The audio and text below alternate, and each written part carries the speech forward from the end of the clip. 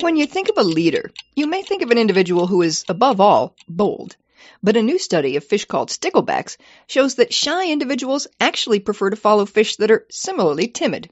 Researchers had trios of sticklebacks with known personalities play follow the leader. The fish were placed in a tank that had some plastic plants at one end and some food hidden at the other.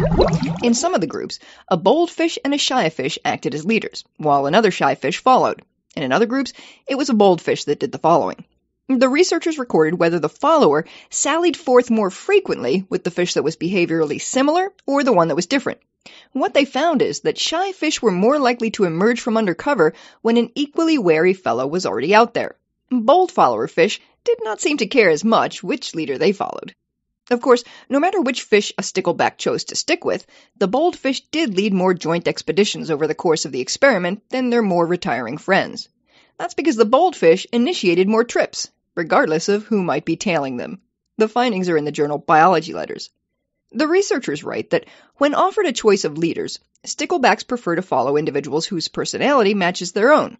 But bolder individuals may, nevertheless, be able to impose their leadership, even among shy followers, simply through greater effort. We may soon see if such tendencies also hold true in humans when Americans decide who they'll follow in November, unless, of course, something fishy happens.